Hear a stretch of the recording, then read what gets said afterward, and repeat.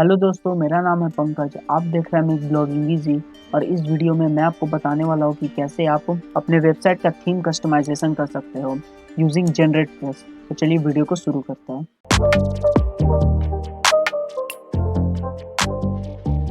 तो यहाँ पे आपको सबसे पहले थीम कस्टमाइजेशन करने के लिए आपको सबसे पहले एक थीम इंस्टॉल करना पड़ेगा। तो यहाँ से मैं अपीयरेंस में जाऊंगा, देन थीम्स पे क्लिक करूंगा। जैसे ही मैं थीम्स पे क्लिक किया, यहाँ पे मेरा एक डिफॉल्ट थीम आ रहा है इको हेल्थ का, लेकिन मैं आपको रिकमेंड करूंगा कि आप जनरेट प्रेस यूज़ करें, क्योंकि वो बहुत ही लाइट वेट थीम है और आपके वेबसाइट के स्पीड को मेंटेन करके रखता है। तो यहाँ से आप जाएंगे, थीम्स में जाके ऐड न्यू पे क्लिक कीजिएगा। ऐड न्यू पे क्लिक करने के बाद यहाँ पे आपको सर्च थीम का ऑप्शन मिल रहा है। यहाँ पे आप सर्च पे टाइप करेगा जनरेट। जैसे ही आप जनरेट प्रेस टाइप करेगा, यहाँ पे आपका सबसे पहला ही ऑप्शन में आ गया है जनरेट प्रेस का थीम। यहाँ से आप करेगा इंस्टॉल पे क्लिक। इंस्टॉल हो जाने के बाद आप कीजिएगा यहाँ से एक्टिवेट।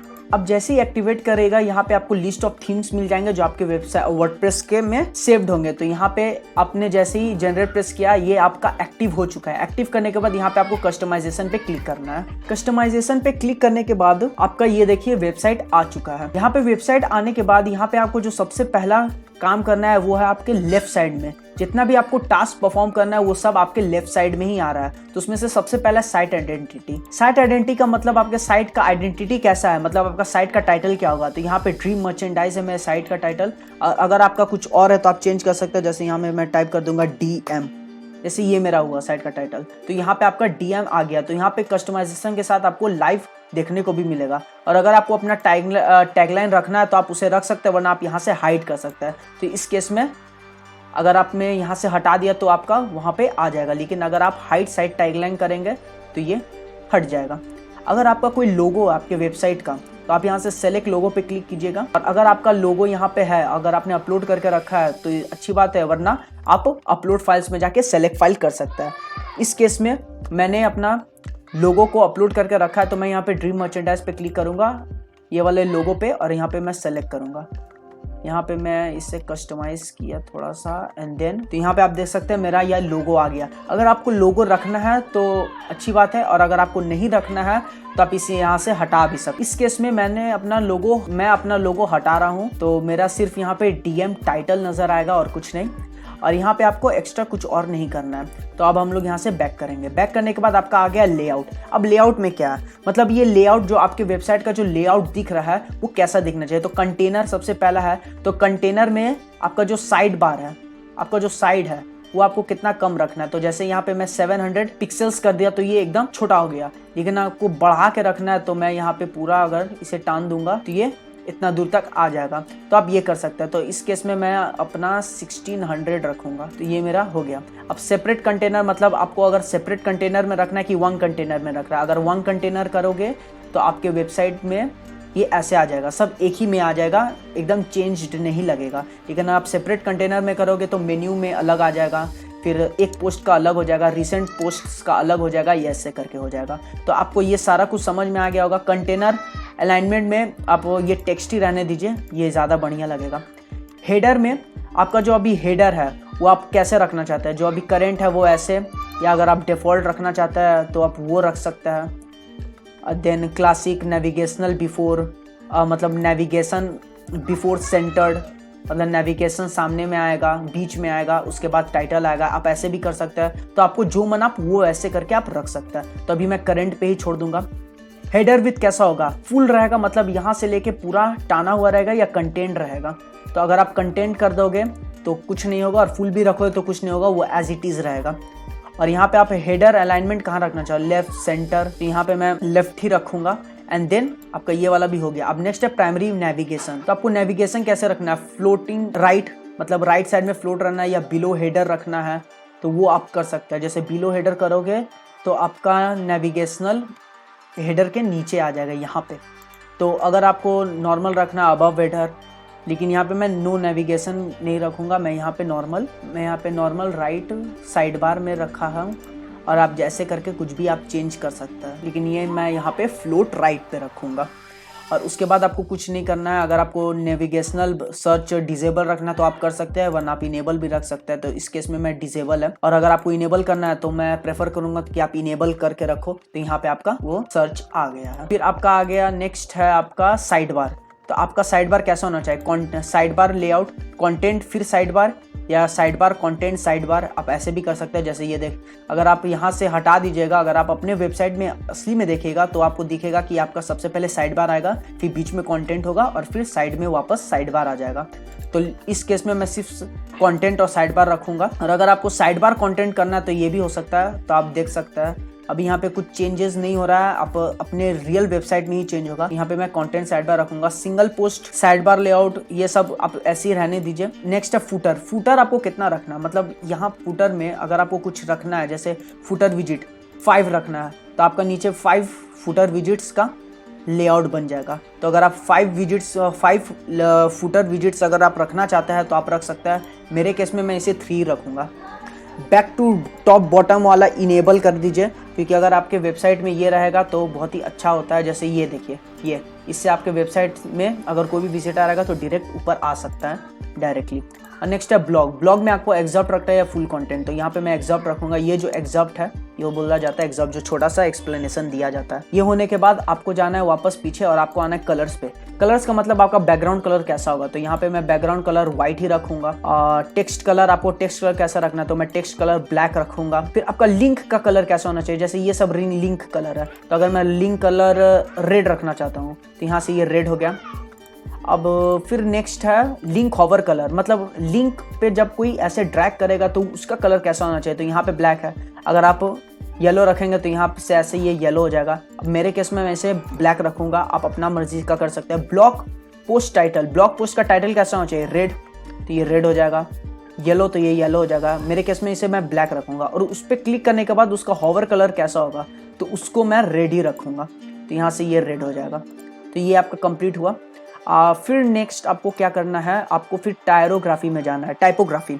टाइपोग्राफी में क्या, आपके वेबसाइट का फॉन्ट कैसा होगा, तो आपके बॉडी का फॉन्ट है लिब्रे बास्करविले, शायद मुझसे प्रोनाउंसिएशन में गलती हो जाए, लेकिन आप यहाँ से आप कोई भी स्टाइल यूज कर सकते हैं, जैसे नेवन प्रो। और अगर मैं नेवन प्रो रखूंगा तो मेरा ये ऐसा हो जाएगा। तो ये भी बहुत अच्छा फॉन्ट है, आप इसे यूज कर सकते हैं। लेकिन जो बेस्ट फॉन्ट बोला जाता है वो यही सब टाइप का होता है, जो कि इजी टू रीड हो यूजर्स के लिए। फिर और नीचे आप जाएंगे तो हेडिंग आपका कैसा होना चाहिए, मतलब H2 हेडिंग। तो अगर आपको अपना H2 हेडिंग बैड स्क्रिप्ट रखना है तो आप बैड स्क्रिप्ट रख सकते हो, जैसे ऐसा हो जाएगा आपका हेडिंग। फिर अगर आपको ये रखना है तो आप अपने मर्जी से कुछ भी रख सकते हो, तो मैं इसे ऐसे ही रहने देता हूँ। फिर नेक्स्ट टाइम हेडर 3 को आपको कैसे रखना है, तो इसे मैं वैसे ही रहने देता हूँ जैसा है, और उसके बाद आप इसे भी छोड़ दीजिए। अब इसके बाद बैक कर दीजिए। नेक्स्ट है जनरल। जनरल में आपको कुछ नहीं है, यहाँ पे आपको कुछ करना नहीं है। इसके बाद मेन्यूज। तो मेन्यूज में क्या है, अगर आपने अपना मेन्यू बनाया है, मैं अभी आपको थीम कस्टमाइजेशन में मेन्यू और विजिट का भी सेक्शन बताऊंगा, तो अभी आप इसे रहने दीजिए। नेक्स्ट है विजिट। विजिट में भी आपको बता कि राइट साइड बार में आपको क्या ना है, जैसे मैं राइट साइड बार में सर्च, रिसेंट पोस्ट, पेजेस रखा हूँ। अगर आपको ऐड विजिट करना है तो यहाँ से आपको कौन सा विजिट डालना है, जैसे मैं अगर यहाँ पे डाल दूंगा पेजेस यहाँ पे है, तो मैं यहाँ पे अगेन पेजेस नहीं डालूंगा, यहाँ से मैं पेजेस हटा दे रहा हूँ।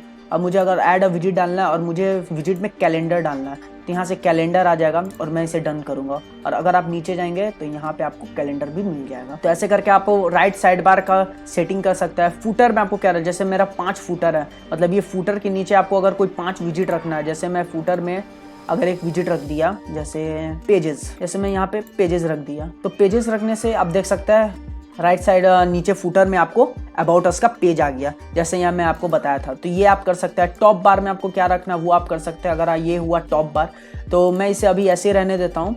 Next home page setting. Home page setting का मतलब अगर आपने एलिमेंटर से कोई पेज बनाया है, स्टैटिक पेज, तो आप उसे वो रख सकते हैं। और यहाँ पे क्लिक करने के बाद आप सेलेक्ट कर सकते हैं कौन सा आपका स्टैटिक पेज होगा। लेकिन अगर आप लेटेस्ट पोस्ट रखना चाहते हैं, मतलब अगर आप कोई भी पोस्ट बनाए हो, अगर आप उसे रखना चाहते हो, तो आप यहाँ पे योर लेटेस्ट पोस्ट कर दीजिए, तो आपका सारा यहाँ पे पोस्ट आ जाएगा। तो हमारा थीम कस्टमाइजेशन का काम पूरा हो गया है। एडिशनल CSS में आपको ज़्यादा कुछ करना नहीं है।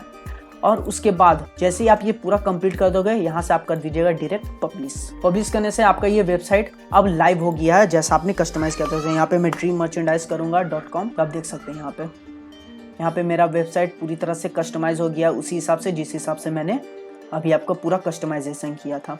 यहाँ पे आप नीचे अबाउट अस का पेज दिख रहा है, ये सारा कुछ आपको दिख रहा होगा।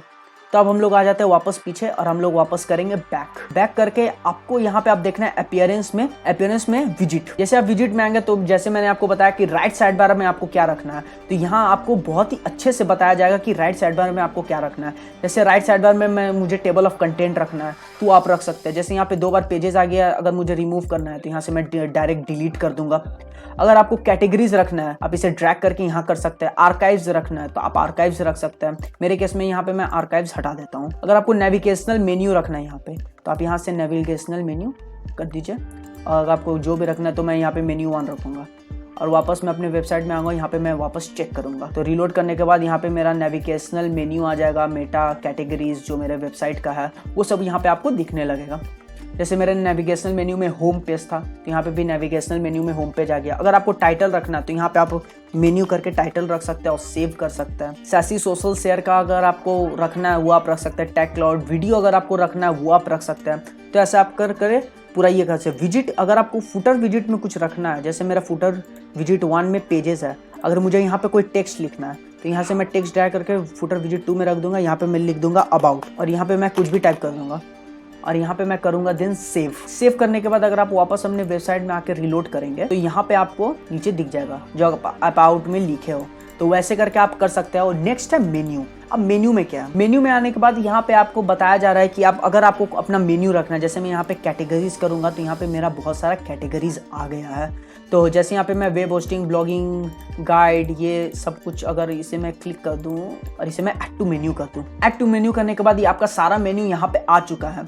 अब आपको क्या करना है, जैसे अगर आपको कैटेगराइज करना है कि मेन्यू 1 में क्या होगा, सब मेन्यू 1 में क्या होगा, सब मेन्यू में क्या होगा, तो जैसे अगर मुझे यहाँ पे गाइड्स रखना है, लेकिन गाइड के बाद यहाँ पे ब्लॉगिंग गाइड रखना है, उसे सब हेड में कर दूंगा ऐसे टांग के।